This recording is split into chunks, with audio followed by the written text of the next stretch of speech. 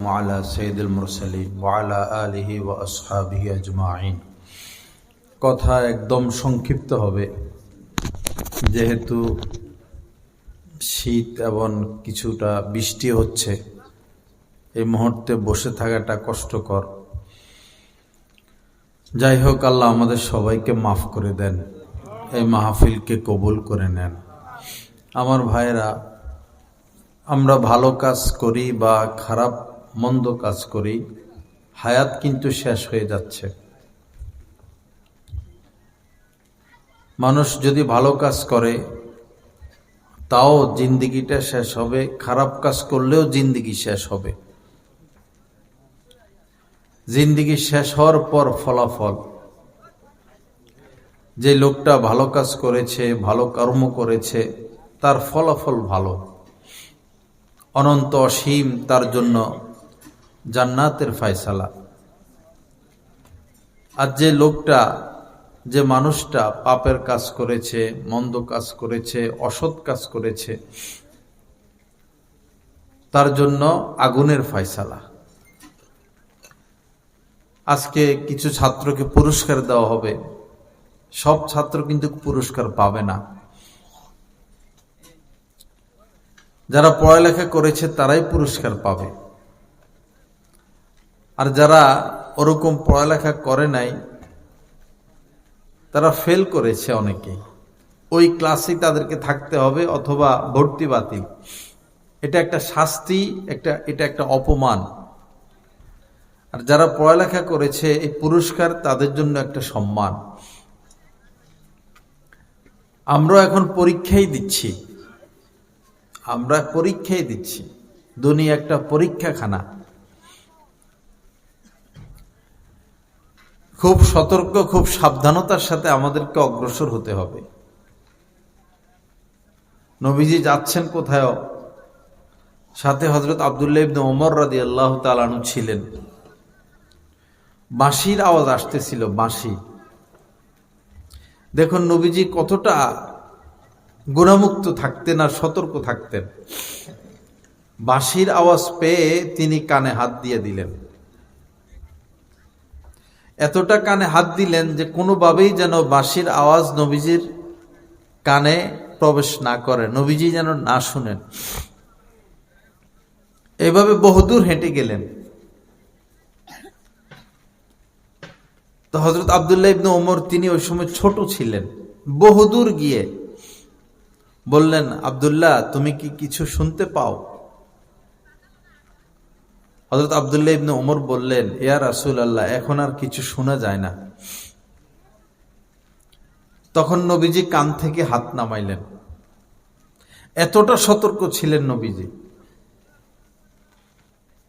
নবীজি এমন ছিলেন যে জীবনে কোনোদিন তিনি একটি মিথ্যা কথা বলেন নাই, নাউজুবিল্লাহ, অসত্য বলেন নাই, জীবনে কোনোদিন গীবত করেন নাই, জীবনে কোনোদিন কাউকে কষ্ট দেন নাই। জিহাদের ময়দান ব্যতীত জীবনে কোনোদিন কাহারো গায়ে হাত তোলেন নাই, নিজের স্ত্রী, নিজের খাদেম, কাহারো গায়ে হাত তোলেন নাই। এজন্যই আল্লাহ পাক বলেছেন, লাকাদ কানা লাকুম ফি রাসূলিল্লাহি উসওয়াতুন হাসানাহ। আমাদেরকে বলেছেন যে তোমাদের জন্য তোমাদের নবীজির জিন্দেগিতে রয়েছে উত্তম আদর্শ।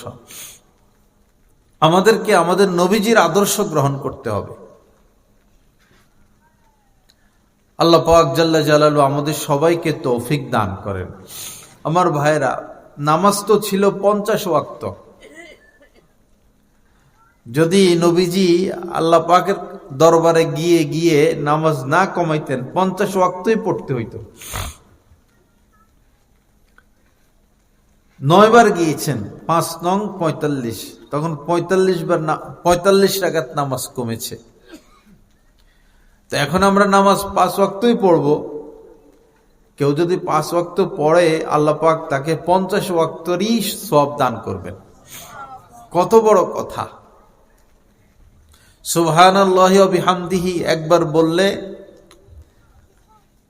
যেই বলুন, তার জন্য জান্নাতে একটা খেজুর গাছ রোপণ করা হয়।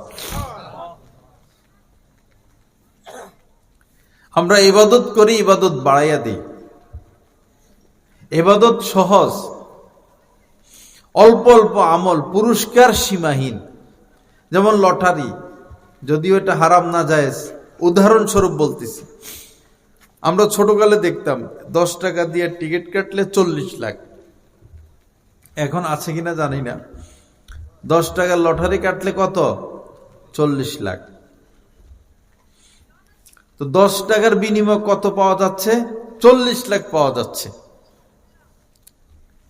তা আসলে এটা সাধারণ মানুষ পাইতো না, যারা পাওয়ার হেদের লোকেরাই পাইতো। সিন্ডিকেট, দুর্নীতি। বাঙালি তো দুর্নীতির শ্রেষ্ঠ না? এই দেশে মসজিদও বেশি, মাদ্রাসাও বেশি, ওয়াজ নসিহতও বেশি, আলেম ওলামাও বেশি, হাফেজও বেশি। সিটার বাটফার কম না বেশি? দুর্নীতি বেশি। বড় দুর্নীতিবাজ যারা দেশ চালায়, এগুলো কামি হলে শুধু বিদেশে টাকা পাঠানো। কি রুচি এদের, কি রুচি! এই দেশে ভালো কোনো লোশন নাই। এখন শীতকাল, ভালো লোশন ব্যবহার করতে হলে বিদেশ থেকে আনতে হয়। তো তোমরা এমপি মন্ত্রীরা দেশের টাকা বাহিরে না পাঠাইয়া একটা লোশন বানাও, যে লোশনটা সারা পৃথিবীর মানুষ গ্রহণ করবে। মোবাইল তো ব্যবহার করাই লাগে, তোমরা ভালো ভালো ইঞ্জিনিয়ার দিয়া মোবাইলের ফ্যাক্টরি খোলো। এই দেশের মানুষ কর্ম পাক, খেটে খাওয়া মানুষগুলো চাকরি পাক, তোমরা মোবাইল বানাও। যে কোনো ফার্স বিদেশ থেকে আনা লাগে, তোমরা ফার্স তৈরি করো, কলকারখানা বানাও। এই দেশের টাকা দেশে থাকো, তোমরা বিদেশে কেন টাকা পাঠাও? আল্লাহ সহি বুঝ দান করেন। বড় লজ্জার কথা, মুসলিম রাষ্ট্র দুর্নীতিতে শ্রেষ্ঠ। দুর্নীতি সাধারণ মানুষ করে না, বিশেষ মানুষরা করে।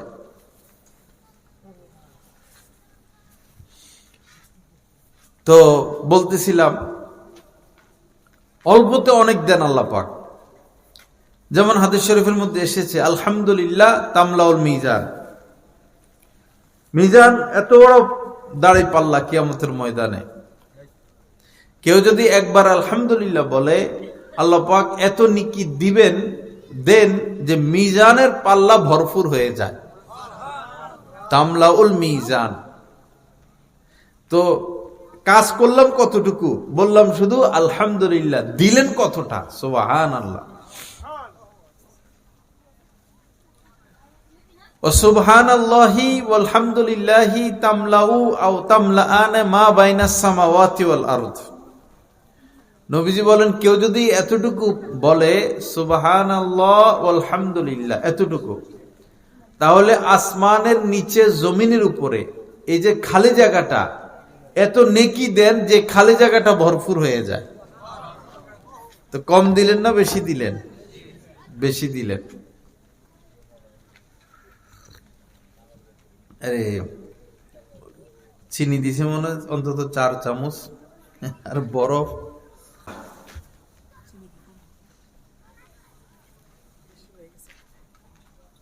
তো হযরত ইব্রাহিম আলাইহিস সালাম নবীজিকে পেয়ে বললেন, আপনার উম্মতকে আমার সালাম জানাবেন।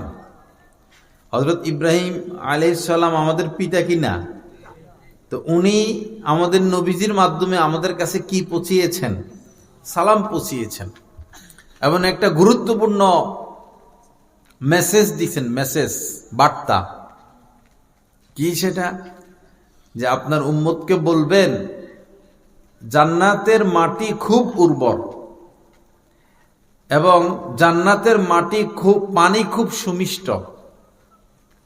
অনেক খালি জায়গা আছে, তারা যেন গাছ লাগায়। জান্নাতের মধ্যে কি লাগায়? গাছ লাগায়। আপনি দুনিয়াতে গাছ লাগাইবেন, এটার ফল আপনি খাইতেও পারেন, নাও খাইতে পারেন, কিন্তু জান্নাত তো স্থায়ী। আর গাছ একটা লাগাইলে এটা আবার মরেও যায়, কিন্তু জান্নাতের গাছ কি করবে না? মরবে না। তো তারা যেন জান্নাতে গাছ লাগায়, মাটিও উর্বর, পানিও সুমিষ্ট। তো গাছ লাগাবে কিভাবে? হযরত ইব্রাহিম আলাইহিস সালাম বলেছেন জিকিরের মাধ্যমে, সুবহানাল্লাহি ওয়ালহামদুলিল্লাহি ওয়ালা ইলাহা ইল্লাল্লাহু আল্লাহু আকবার। যত জিকির করবে জান্নাতে তত গাছ লাগবে। আমরা আমল বাড়াই দিই ইনশাআল্লাহ, কি বলেন? এমন কাজে কর্মে এই বিসমিল্লাহ, বিসমিল্লাহর আমল একদম ছুটে গেছে। মহিলারা কি আছে এখানে? বয়ান শুনতেছে? বিসমিল্লাহ, মা বোনেরা মনোযোগ দিয়ে শুনেন। কুল্লু আমরিন জি বালিন লাম ইউবদা বিসমিল্লাহ ফাহুয়া আক্তা। নবীজি বলেন যে যেই কাজের শুরুতে বিসমিল্লাহ বলা হয় না, সেই কাজ হলো লেস কাটা, এটার মধ্যে কোনো বরকত নাই, বরকতহীন কাজ। এজন্য আমাদের মুসলমানদের উচিত কাজের শুরুতে কি পড়া? বিসমিল্লাহ পড়া। মা বোনেরা, আপনারা মাছ কাটেন, রুই মাছ আনলো আপনার স্বামী, মাছ কাটবেন, ভালো কথা, মাছ কাটবেন, তো শুরুতে বিসমিল্লাহ পড়বেন। বিসমিল্লাহ পড়ে মাছ কাটা শুরু করবেন, দেখবেন এই মাছের মধ্যে আল্লাহ পাক বরকত দিবেন। চাউল, এক বস্তা চাউল কিনে চাউলের দামে রেখে দেয়। কিছু কিছু পরিবার এমন রয়েছে, এই চাউল খাইয়া শেষ করতে পারে না। এক পট চাউলেই আমার পরিবারে এক পট চাউল খাই আমরা শেষ করতে পারি না। এক পট ফাঁকাইলে আরো থাইকা যায়। আল্লাহ বরকত দেন, এই নয় যে কেউ না খাইয়া উঠে। আর কিছু কিছু পরিবার এমন যে চাউল কিনে শেষ করতে পারে না, মানে চাউল কিনলেই শেষ, কিনলেই শেষ, বরকত নাই। আসল ব্যাপার হলো বিসমিল্লাহ। আসল ব্যাপার কি? বিসমিল্লাহ। যখন চাউলের দাম থেকে চাউল নিবেন, বিসমিল্লাহ বলে নিবেন, দেখবেন মা বোনেরা বরকত পাবেন। চুলাটা জ্বালাইবেন, আজকে দুপুরে খানা পাকাবেন, চুলা জ্বালাবেন, বিসমিল্লাহ বলে চুলা শুরু করবেন। দরজাটা বন্ধ করবেন বিসমিল্লাহ বলে। ওযু শুরু করবেন বিসমিল্লাহ বলে। পান খান, শরবত খান, বিস্কিট খান, চা কফি খান, খানা খান, নাস্তা খান, ফল খান, বিসমিল্লাহ বলে শুরু করবেন। খাওয়ার পরে আলহামদুলিল্লাহ। পোশাক পরবেন বিসমিল্লাহ বলে, ঘর থেকে বের হবেন বিসমিল্লাহ বলে, জুতা পরবেন বিসমিল্লাহ বলে। তখন আমাদের কাজে কর্মে কি হবে? বরকত হবে। বিসমিল্লাহ বলবো না, বরকত হবে না। আজীব বিষয়। আল্লাহ আমাদেরকে সুন্নত মোতাবেক জীবন গড়ার তৌফিক দান করেন। কোন কাজ করার ক্ষেত্রে যে আমি এই কাজটা করব, তখন অবশ্যই ইনশাআল্লাহ বলবেন। নির্বাচন কমিশনার নির্বাচনে ঘোষণা দিছেন, হ্যাঁ ইনশাআল্লাহ বেচারা বলল না, বিসমিল্লাহ বইলেও শুরু করলো না। এটা মুসলমানদের দেশ, উনিও একজন মুসলমান, বিসমিল্লাহ বলে শুরু করলে কি সুন্দর হইতো না জিনিসটা?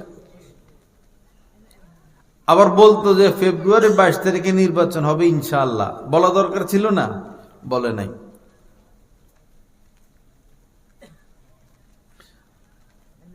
ভিডিও করতেছেন ভাই, ভিডিও করবেন না কেউ। তো কি দিয়ে শুরু করতে হবে? বিসমিল্লাহ। আর ভবিষ্যতে কোনো কাজ করব, এক্ষেত্রে কি বলতে হবে? ইনশাআল্লাহ। নিয়ামত ভোগ করার পর, যে কোনো নিয়ামত ভোগ করার পর, স্বাদ গ্রহণ করার পর কি বলতে হবে? আলহামদুলিল্লাহ। তিনটা সুন্নত এমন আছে, এই তিনটা সুন্নতের উপর কেউ যদি পুরোপুরি আমল করে, তো সকল সুন্নতের উপর তার আমল সহজ হয়ে যায়। তিনটা সুন্নত এমন আছে। প্রথমটা হলো আগে আগে সালাম দেওয়া। আগে আগে সালাম দেওয়া, সালাম আমরা দিই? নবীজি আগে আগে সালাম দিতেন। ইসলামের মধ্যে যে ইসলামের যে আদব শিষ্টাচার, ইসলাম যে সমস্ত বিষয় বেশি গুরুত্ব দিয়েছেন তার মধ্যে উল্লেখযোগ্য হচ্ছে সালাম।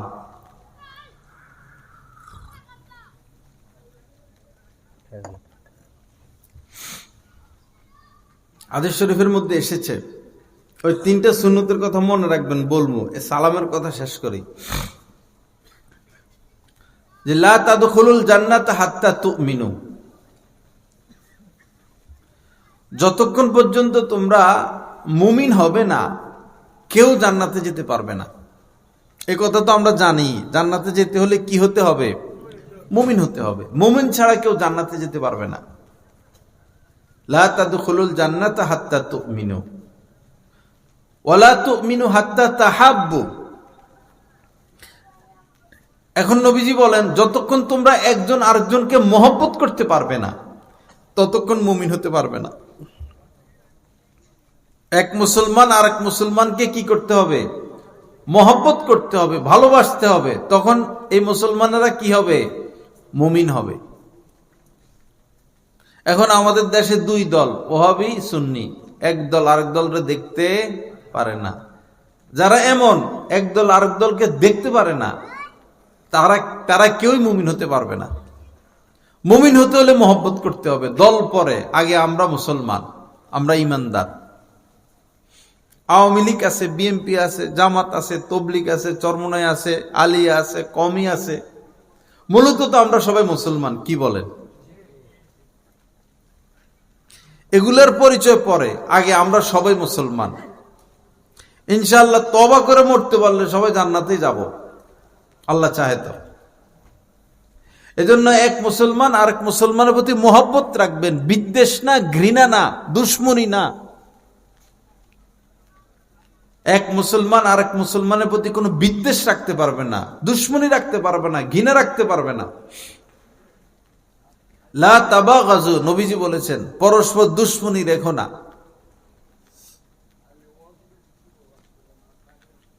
শাশুড়ি বৌমার প্রতি দুশ্মনী রাখে, যে এই ছেলেটারে বিয়ে করানোর পর থেকে আমার বৌমা ছেলেটার মাথা নষ্ট করে দিছে, এখন আর মা বাবা চিনে না। এ কথা বলে বৌমার পাশাতে কি রাখে? দুশ্মনী রাখে।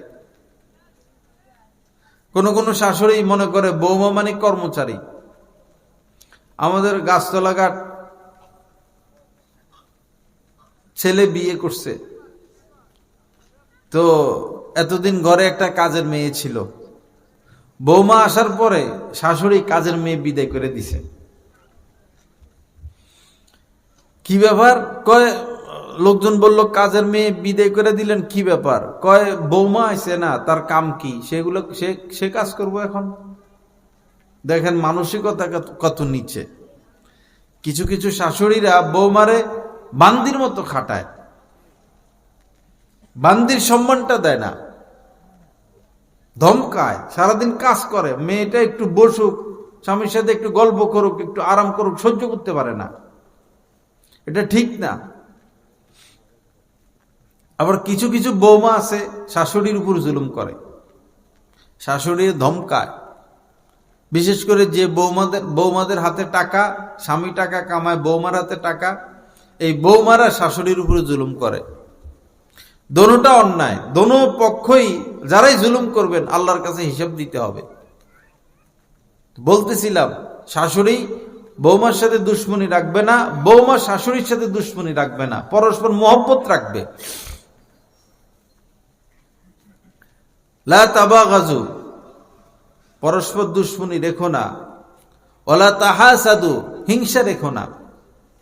ওয়ালা তাদাবারু, একজন আরেকজনের পিছে লেগে থেকো না। মুসল্লিরা ইমাম সাহেবের পিছনে লেগে থাকে, মুয়াজ্জিনের পিছনে লেগে থাকে, মুয়াজ্জিনকে ধমকায়, ইমাম সাহেবকে ধমকায়। কি কঠিন জামানা আসলো। যদি এই গ্রামে প্রেসিডেন্ট বসবাস করে আর এই গ্রামে যদি ইমাম থাকে, আল্লাহর কসম ইমামের দাম বেশি। ইমামের উপরে কাহারও কোনো সম্মান নাই, সে যেই হোক, মন্ত্রী হোক আর এমপি হোক, সিপি হোক আর এসপি হোক, ওসি হোক, ডিসি হোক, ডিএপি হোক, সবার উপরে সম্মান একজন আলেমের। কিন্তু এখন ওয়াজ মাহফিল গুলোতে যায় শান্তি পাই না। ওয়াজ মাহফিল গুলোতে এই পোস্টারের মধ্যে, হ্যান্ডবিলের মধ্যে বড় কইরা এবং সবার উপরে যার নাম দেয় সে হচ্ছে একজন আওয়াম।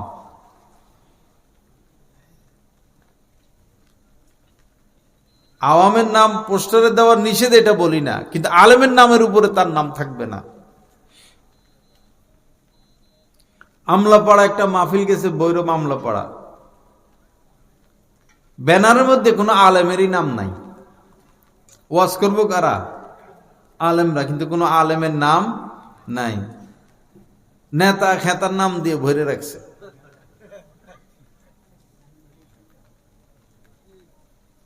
যেখানে যাই এমপির নাম, মন্ত্রীর নাম আগে, এটা ঠিক না। আল্লাহ হেফাজত করেন।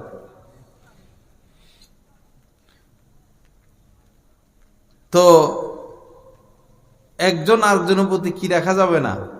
দুশ্মনী রাখা যাবে না। নবীজি কি বললেন? লা তাদখুলুল জান্নাতা হাত্তা তুমিনু, ওই পর্যন্ত মুমিন হওয়া ব্যতীত কেউ জান্নাতে যেতে পারবে না। ওয়ালা তুমিনু হাত্তা তাহাব্বু, যতক্ষণ একজন আরেকজনকে মহব্বত না করবে ততক্ষণ তোমরা কেউ মুমিন হতে পারবে না।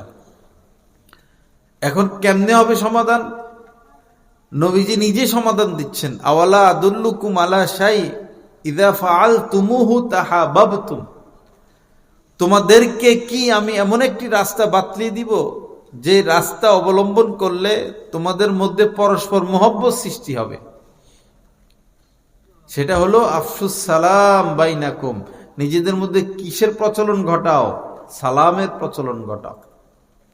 বেশি বেশি সালাম, বেশি বেশি সালাম, বেশি বেশি সালাম।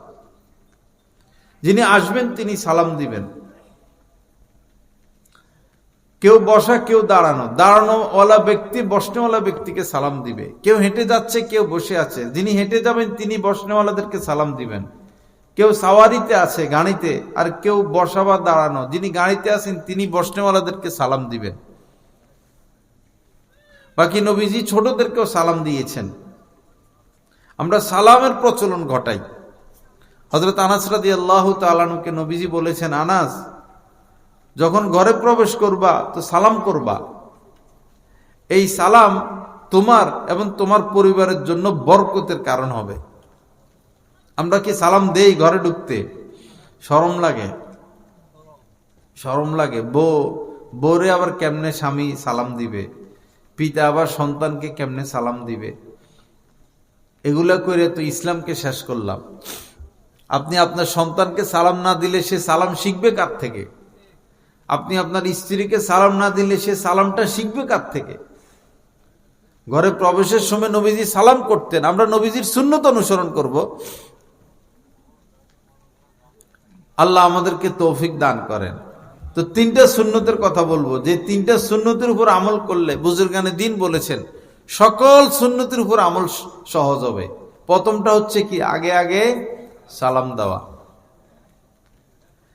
দ্বিতীয়টা হচ্ছে ভালো কাজ, উত্তম কাজ ডান দিক থেকে করা। যেমন মসজিদে প্রবেশ করা ভালো কাজ, আগে ডান পা দিবেন। কাউকে ডাকা, এটা ভালো কাজ, ডান হাতে ডাকবেন। কোনো কিছু খাওয়া, ডান হাতে। ঘরে প্রবেশ করবেন ডান পা। আর ভালোর বিপরীতটা করতে হবে বাম সাইড দিয়া। যেমন নাক পরিষ্কার করা, জুতা ধরা, পানি ব্যবহার করা, বাথরুম করে, এটা বাম হাত দিয়া। বাথরুমে প্রবেশ করবেন বাম পা দিয়া।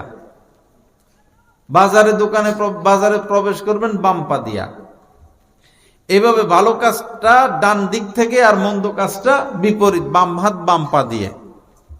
দুইটা। 3 নম্বর সুন্নত হইল উপরে উঠার সময়, মানে জিকির করা আর কি। উপরে উঠার সময় আল্লাহু আকবার, সমানে চলার সময় সুবহানাল্লাহ, আলহামদুলিল্লাহ, লা ইলাহা ইল্লাল্লাহ বলা। এই তিনটা সুন্নতের উপর আমল করলে নিচের দিকে নামতে সুবহানাল্লাহ বলা। আর সমান জায়গায় চলতে লা ইলাহা ইল্লাল্লাহ এবং অন্যান্য জিকির করা, এই তিনটে সুন্নতের উপর বেশি আমল করবেন। মা বোনেরা যারা এসেছেন, মা বোনদের সবচেয়ে বড় যে গুণ থাকতে হবে সেটা হচ্ছে ধৈর্য। বর্তমানে অনেক নারী তালাক প্রাপ্ত হয়ে যাচ্ছে, বরং পুরুষরা তালাক দিচ্ছে না, মহিলারা নিজেরাই ডিভোর্স নিয়ে চলে যাচ্ছে। আদালতে এখন যত মামলা, চেয়ারম্যান মেম্বারদের কাছে যত মামলা, তালাকের মামলা না, সব ডিভোর্স। এত জিদ মহিলাদের। পরে স্বামীর থেকে আলাদা হয়ে লাভ কি? গার্মেন্টসে চাকরি করে জীবন কাটাইতে হয়,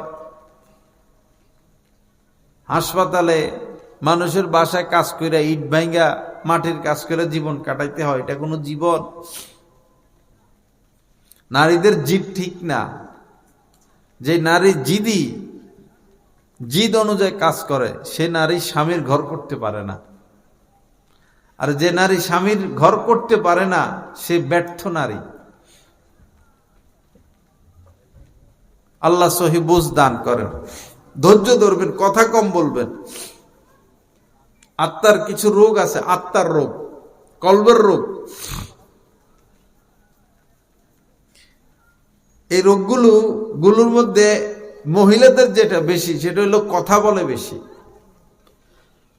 মহিলারা কি বলে বেশি? কথা বলে বেশি।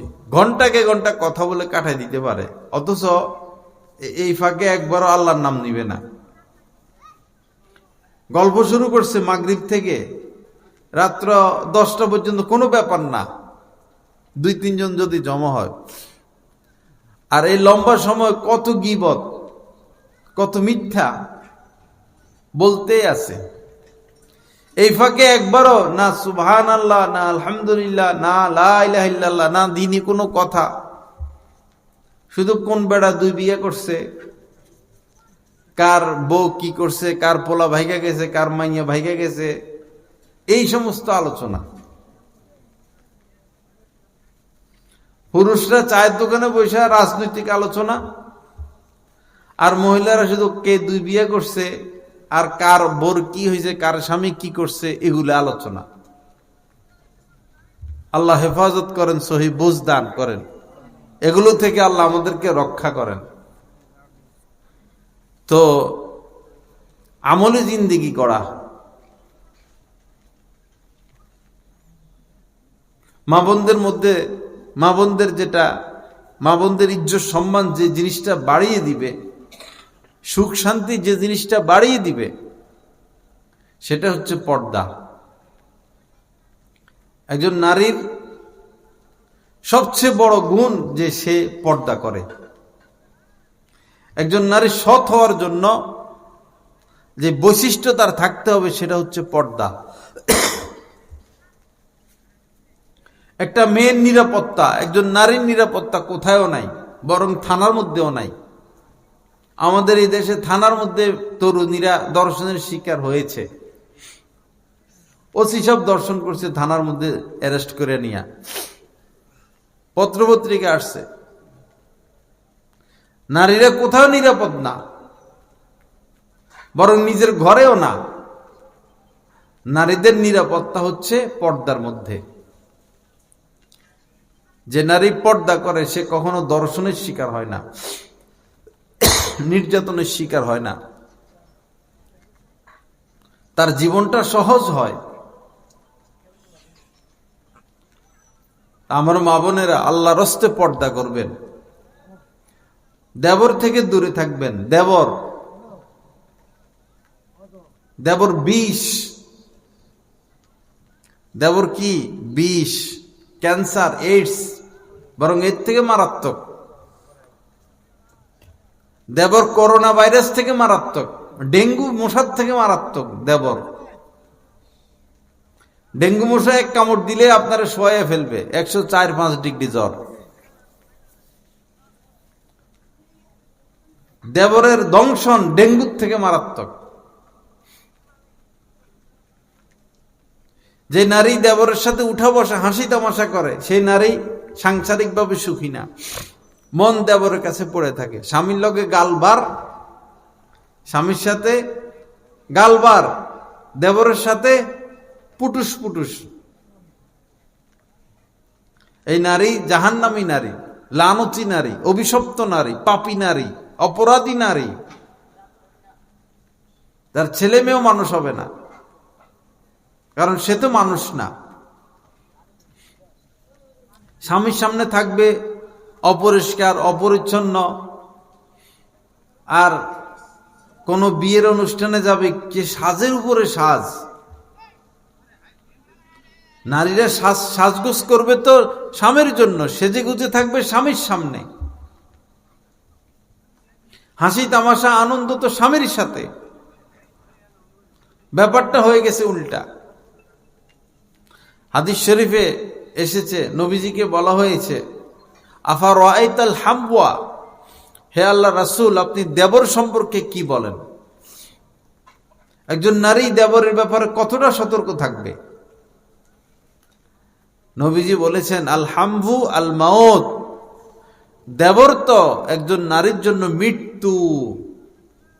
দেবর একজন নারীর জন্য কি? মৃত্যু। মৃত্যু বলতে এখানে ধ্বংস। এই নারীর গড় সংসার, সুখ শান্তি, আরামায়েশ, ইজ্জত সম্মান, দুনিয়া আখেরাত সব কার হাতে ধ্বংস? দেবরের হাতে ধ্বংস। মৃত্যু থেকে মানুষ যেভাবে পলায়ন করে, মৃত্যুকে যেমন ভয় করে, মৃত্যুর ব্যাপারে যতটা সতর্ক থাকে, প্রত্যেক নারীকে তার দেবরের সাথে এরকম সতর্ক থাকতে হবে। আবার পুরুষদের জন্য হচ্ছে শালী, যারা নতুন নতুন বিয়ে করে, এই শালীর দিকে মন ঝুঁকে। নারীর জন্য যেমন দেবর, পুরুষের জন্য তেমন কি? শালী। একটা মেয়ের যদি বিয়ে হয়, স্বামী আসে, তো গেটের মধ্যেই মেয়েরা এমন সাজ দেয়, আপন শালী, চাস্ত শালী, মামতো শালী, ঢাকার থেকে আসছে, শহর থেকে আসছে, সব সাইজা ছেলেরে কোথা থেকে বরণ করে? গেট থেকে। পরে ছেলে ভাবে মনে মনে, কয় এতদিন মেয়ে খুঁজতে খুঁজতে হয়রান, আজকে পরি এগুলা দেখি আকাশ থেকে নামে আসছে, পরি এগুলা এতদিন কোথায় ছিল? মনে মনে ভাবে কিনা? ভাবে। এই ছেলেটার মন এখানেই তো খারাপ করে দিল, যে আমি কি একটা পছন্দ করে কবুল পড়লাম, আর এখন দেখতেছি আকাশের থেকে কি নামছে? পরি নামছে। এটা আমার কথা না, এটা বাস্তব কথা। ওই জায়গায় ছেলেটার মন খারাপ হয়ে যায়। এরপরে চাস্তো বোনেরা, চাস্তশালীরা, খালতোশালী, মামতোশালী, আপনশালী, আয়সা দুলাভাইয়ের সাথে কি হাসি তামাশা। এই লোক বউয়ের কাছে যায় শান্তি পাইব কি? এজন্য যারা মেয়ে বিবাহ দিবেন, খবরদার, মেয়েকে বিবাহ দেন, আপনার ছোট মেয়েদেরকে আপনার জামাতার সামনে যেতে দিবেন না। কোনোভাবেই যেন আপনার জামাতা আপনার ছোট মেয়েকে না দেখে, বা আপনার স্ত্রীর বড় বোনকে না দেখে।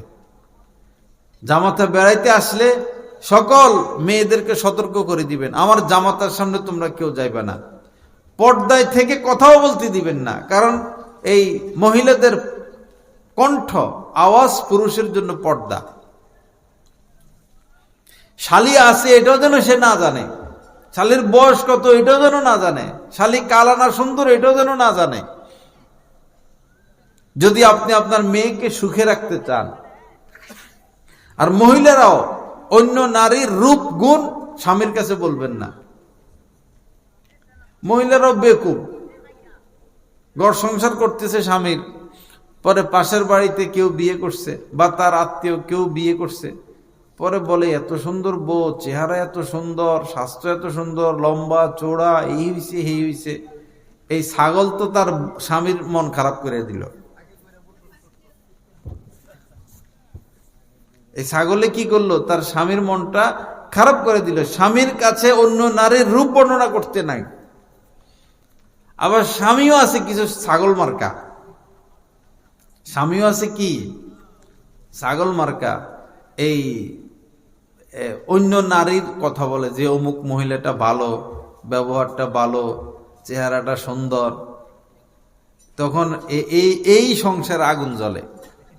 তখন এই মহিলা সন্দেহ করে, মনে হয় এই লোকে প্রেম করব, তার সাথে পরকিয়া করব, আরেক বিয়ে করবে। কখনো স্বামীরা স্ত্রীর কাছে অন্য নারী নিয়ে আলোচনা করবেন না। কখনো এটা বলবেন না যে অমুক মহিলাটা সুন্দর, অমুক মহিলাটা ভালো। তাহলে আপনি আপনার ঘরে আগুন দিলেন, আপনি আপনার সংসারে আগুন দিলেন। আল্লাহ সহিহ বুঝ দান করেন, আমাদের ঘর সংসারের মধ্যে শান্তি দান করেন। আমাদের নারীদের কেউ, পুরুষদের কেউ শরীয়তের গণ্ডির ভিতরে থেকে জীবন সংসার সুন্নত মোতাবেক চালানোর তৌফিক দান করেন। আমার মা বোনেরা, দুইটা নসিহত, কথা কম বলবেন আর রাগারাগি করবেন না, কারোর সাথে না, শাশুড়ির সাথেও না, শ্বশুরের সাথেও না, ননদ, বাসুর, জাল, কত কিছুই তো আছে। কেউ সাথে রাগারাগি করবেন না, খেদমত করবেন। বৌমা যদি স্বামীর বাড়িতে গিয়ে সুনাম অর্জন করতে হয় তাহলে তাকে কাজ করতে হবে, কাজ করতে হবে। বসে বসে মোবাইল টিপবেন, স্বামীর বাড়িতে সুখ পাইবেন না। স্বামীর বাড়িতে যাওয়ার আগে মোবাইল রেখে দিবেন। পুরুষ অভিভাবকরা এখানে আছেন, মহিলারা ভিতরে আছেন। আপনার মেয়ে স্বামীর বাড়িতে যাওয়ার আগে মোবাইল রেখে দিবেন। স্বামীর বাড়িতে যাইয়াও যদি সে ফেসবুক নিয়ে ব্যস্ত হয় তো তার কোনো মর্যাদা থাকবে না। সারাদিন শুধু বিচার আসবে যে আপনার মেয়ে সারা রাত সারাদিন মোবাইল নিয়ে ব্যস্ত। স্বামীর বাড়িতে যাওয়ার আগে তার কোনো সিম নাই, তার মোবাইল নাই। স্বামী যদি তাকে সিম দেয়, মোবাইল দেয়, তাহলে সে মোবাইল পাবে। আর স্বামী যদি সিদ্ধান্ত নেয় না আমার স্ত্রীর মোবাইলের দরকার নাই, বস সে মোবাইল ছাড়া জীবন কাটিয়ে দিবে। কারণ সে তো স্বামীর জন্য, স্বামী স্ত্রীর জন্য, স্ত্রী স্বামীর জন্য। কিন্তু স্বামীরাই তো স্ত্রীদেরকে শেষ করে। স্বামী চলে যায় বিদেশ, পাঠাই দেয় টাচ মোবাইল, লাগাই দেয় ওয়াইফাই লাইন, লাগাই দেয় ডিশ লাইন। তো স্বামী তো স্ত্রীকে শেষ করলো, পরে অন্য পুরুষের সাথে সম্পর্ক। যারা বিদেশে পড়ে থাকে, বাড়ির খোঁজখবর নেয় না, বিদেশে পড়ে থাকে, আর স্ত্রীর হাতে টাচ মোবাইল, এই বেশিরভাগ মহিলা অন্য পুরুষের সাথে সম্পর্ক।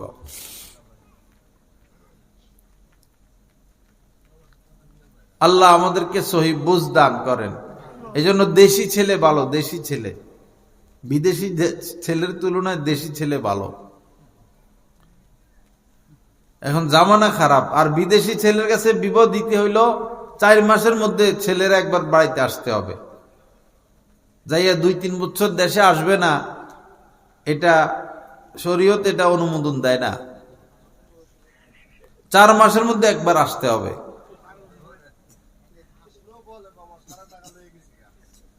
হ্যাঁ,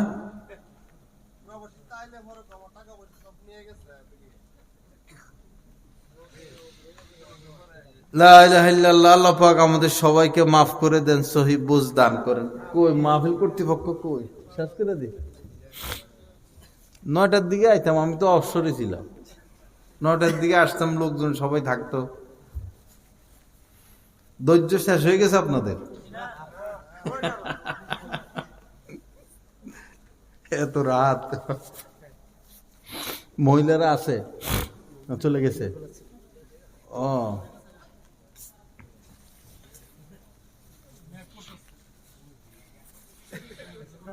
আস্তাগফিরুল্লাহাল্লাযী লা ইলাহা ইল্লা হুয়াল হাইয়ুল কাইয়্যুম ওয়া আতুবু ইলাইহি। তো শেষ নসিহত, শেষ কথা, বাবা, পুরুষদের যে অঙ্গের দ্বারা বেশি পাপ হয় সেটা হলো চোখ। কোন অঙ্গের দ্বারা বেশি পাপ হয়? চোখ। 80 বছর হয়ে গেছে, বুড়া শয়তান এখনো কুদৃষ্টি করে, এখনো ফেসবুক চালায়।